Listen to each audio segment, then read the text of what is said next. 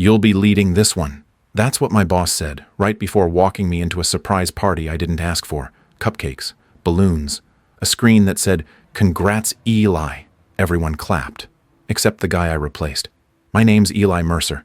I'm 47 years old. I worked at Ridgestone Systems for 16 years, mostly in the background. Quiet, dependable. That was the mistake. They made me project lead for a software rollout I didn't propose, approve, or understand the deadlines for. And I said thank you, because I thought it meant they finally noticed me. They did, but not for the reason I wanted. The email went out before I left the room.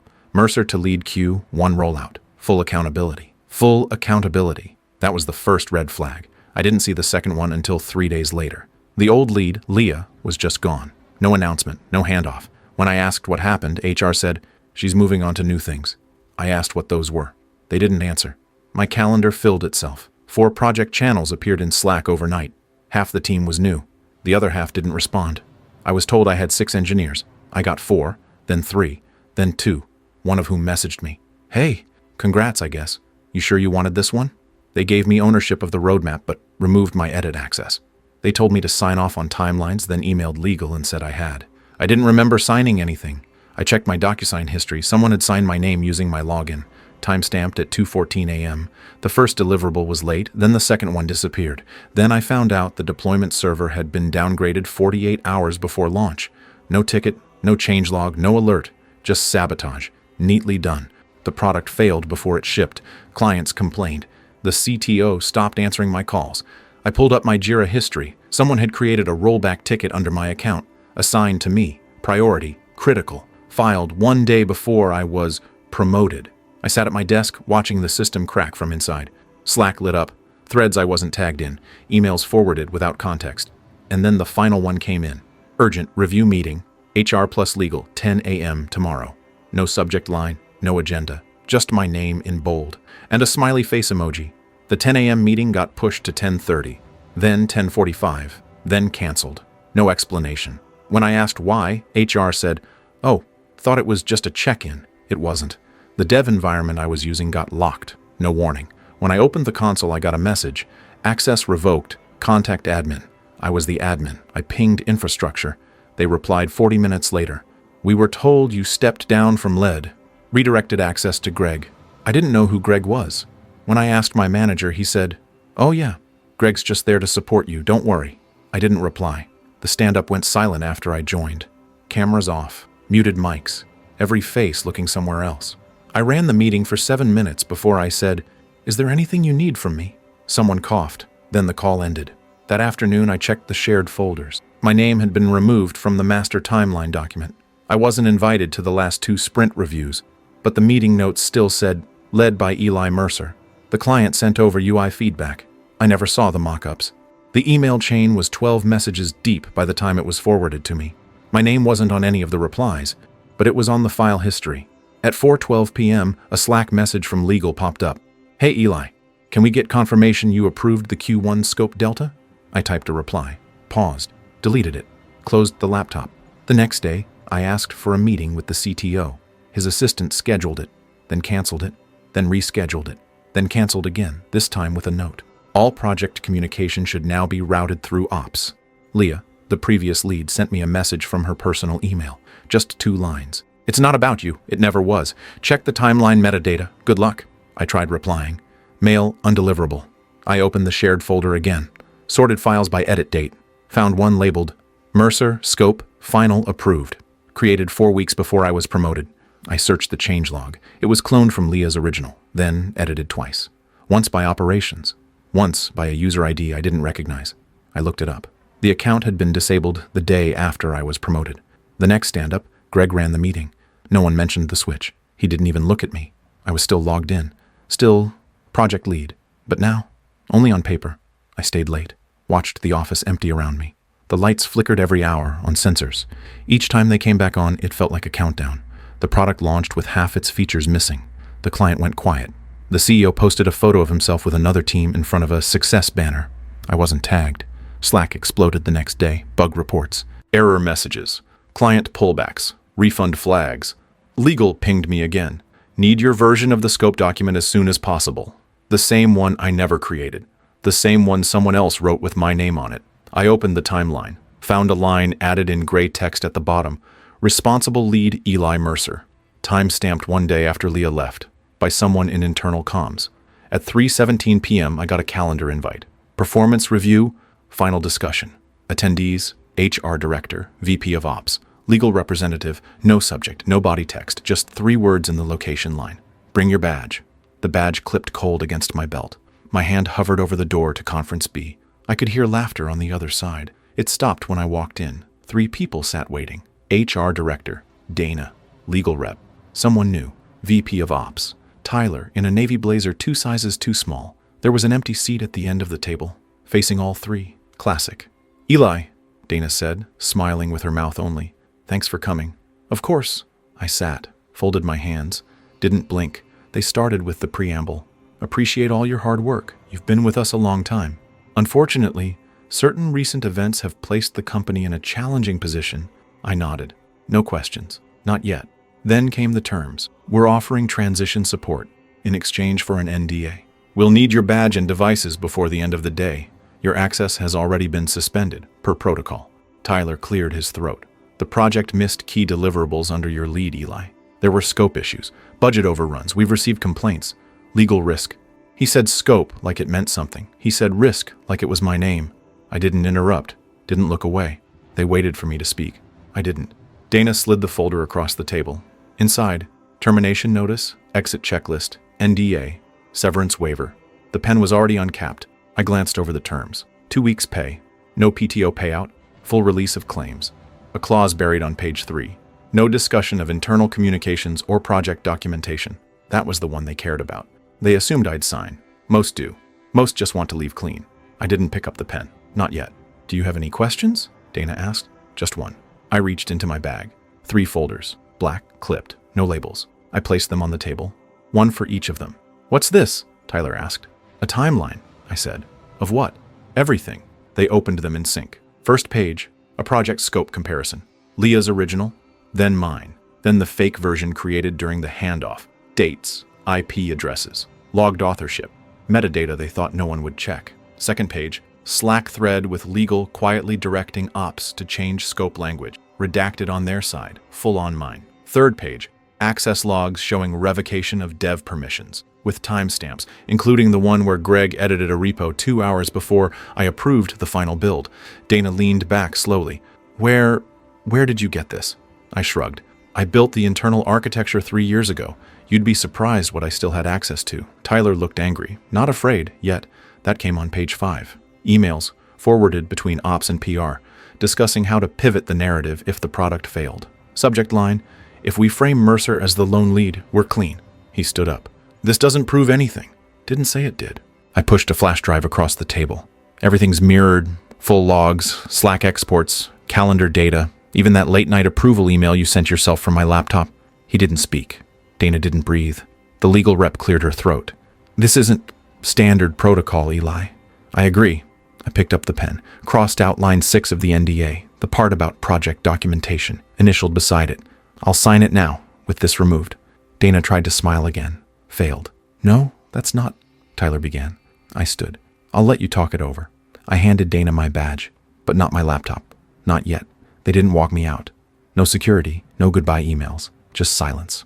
I walked past the interns, past the engineers who wouldn't meet my eye, down the hallway where the congratulations banner still hung, curling at the edges.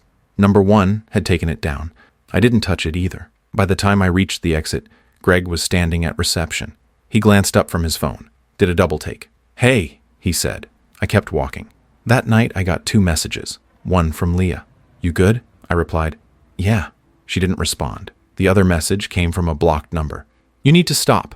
You don't understand what you're doing. I blocked it, then opened a browser, typed 1 line into an anonymous tip form.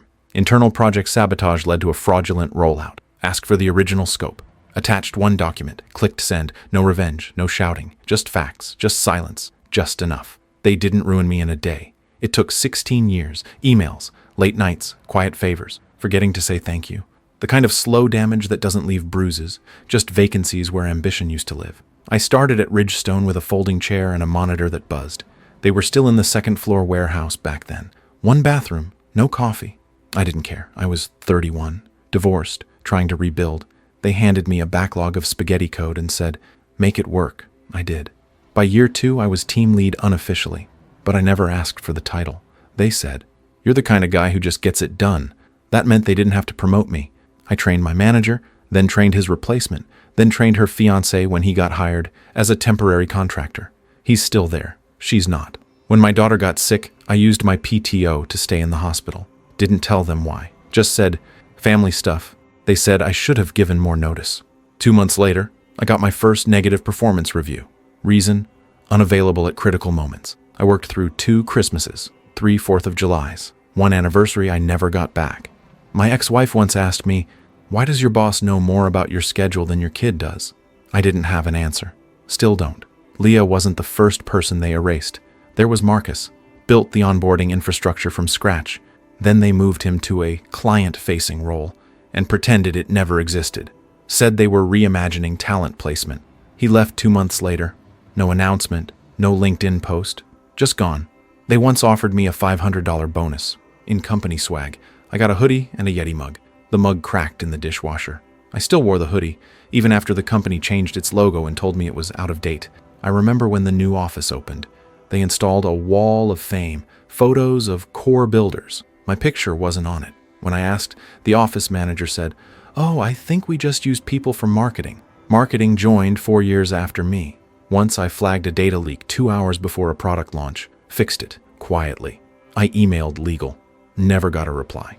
6 weeks later, the CTO referenced it in an all-hands like it had been caught in QA. He got applause. I got asked to skip lunch for a sprint planning session. They gave me a plaque once. Said, "In recognition of 10 years of service." My name was spelled wrong. When I first heard Leah was taking time off, I knew it was a lie. She was too careful, too consistent, too much like me. I sent her a message. "Let me know if you want to talk." She never responded. Not until after I was gone. I stayed because I thought eventually they'd see. That loyalty would mean something. That if I worked hard enough, long enough, quiet enough, they'd reward it. I was wrong. They didn't forget me. They remembered me when they needed a shield, a name, a placeholder, a fall guy with history, someone whose reputation looked strong enough to absorb a hit, someone who wouldn't scream, someone who'd leave without burning the building down. They were almost right. The email leaked 3 days after I left, the one with my name on the scope delta, the one they never thought anyone would forward. I didn't leak it, but I knew who would. Someone on the product team must have seen the timeline. Probably the same person who watched me get removed from Slack with no explanation. Probably the one who added my initials to a bug ticket 2 hours after I was fired, out of habit. The subject line was simple. "This doesn't look right." It hit the board's inbox before sunrise. By lunch, it was trending internally. By the end of the day, the CTO was on sabbatical. I got a text from Leah. "You see this?" I replied. "Yeah." That was it. The CEO put out a statement. "We're reviewing internal process misalignments and communication breakdowns." It was 146 words of nothing. The only sentence that mattered was the last one. "We take accountability seriously." 2 clients dropped. 1 froze all contracts. A 3rd demanded access to audit documentation. The product was quietly removed from the website, replaced with "Coming soon, redesigned for excellence." They didn't change the favicon, still had my code in the metadata. Greg got promoted to senior ops analyst, then got locked out of his dashboard 2 days later. He messaged a group thread asking why. Number 1 replied, "Legal started digging. They pulled logs, email chains, project tools. They couldn't find the original authorization from me because it didn't exist, but they found the one that did." Signed at 2:14 a.m. by a machine in the CTO's building. I got a call from Dana. Didn't answer. She left a voicemail. "Eli, we'd like to talk. We realize now there were gaps in oversight." I deleted it. Didn't save the number. I walked Max around the lake that night. The wind was sharp, the silence sharper. My phone buzzed again. New number, another voicemail. "Please call back. It doesn't have to go public." It already had. The CEO made a second announcement. "Unforeseen challenges. Compliance review. Realignment of executive priorities." No names mentioned. But everyone noticed who stopped showing up on Monday. I checked the careers page. Half the leadership roles were under review. My old position was gone. The system still listed me as a guest contributor on the source repo. They never revoked that access. I logged in, scrolled to the footer code, and commented 1 line. Then I logged out for the last time. They tried to pivot, new branding, a podcast, 3 interns making TikTok, but the name didn't carry weight anymore. because now it was connected to a product failure with a paper trail, one stamped with a name they tried to erase. I didn't gloat, didn't post, didn't reach out. I let the silence grow teeth. A recruiter called me 2 weeks later, said they heard I left Ridgestone over philosophical differences. I said nothing. She offered me 40% more to lead a remote team in another state. I declined. Leah sent one final message. You could have destroyed them. I typed and erased 5 replies, settled on, they're doing it themselves. I live 3 hours away now, 2-bedroom rental, no neighbors, no Wi-Fi. The cell signal's bad enough to make people think twice before calling. Perfect. The dog's name is still Max. He sits by the front door every morning like he's waiting for something. Or maybe he just enjoys the stillness. Either way, he fits here. So do I. The job I took doesn't have a title, just a calendar link and a project queue. I don't speak to anyone on Mondays. I don't answer messages after 2 p.m. I still build systems, but I don't put my name on them. A care package from Ridgestone showed up 3 weeks after I left. Branded mug, new hoodie, thank you note, signed by number 1. I left it on the porch. It rained that night. The box dissolved like it had never existed. Sometimes I see articles about them. Leadership transition, crisis management strategy, reputational rehabilitation. They're still trying to explain a story they no longer control. Still trying to rebuild trust from a foundation they lit on fire themselves. I went back to my old email once. The login still worked. Buried deep in the archive was a draft I wrote 5 years ago. Never sent. Just 5 words. I'm not invisible. Not yet. I deleted it. I don't need it now. The recruiter called again last week. Different voice, same offer. Remote friendly, flexible, big team, blank check. I said I'd think about it. Then I blocked the number. Leah emailed once. No subject line. I left, finally. You were right. I stared at the screen for a long time. Typed one sentence. Took us both too long. Didn't send it. Just closed the laptop. Some mornings I take Max down by the lake. Watch the light come over the water. No traffic. No meetings. No waiting for someone to remember I exist. It's quiet in a way I didn't know I needed. I never changed my number. Never deleted the old contacts. But I don't answer calls that start with no caller ID. They never leave a message anyway. I left the system the same way they removed me, clean, silent, no ceremony. They taught me how. They just didn't expect me to learn. Last night I opened the drawer where I keep the last printed copy of the timeline, not because I wanted to revisit it, just to remind myself. I didn't imagine it. It really happened, and I survived it. I folded it once, tossed it into the fireplace, watched it burn, not because I was angry, because I didn't need it anymore. They still think I disappeared, that I got bitter, that I broke. They're wrong. I just stopped letting them use my silence as a signature. That's all for this story. I'll be back with another one. If you haven't already, please consider subscribing to the channel. It motivates me to create more content like this.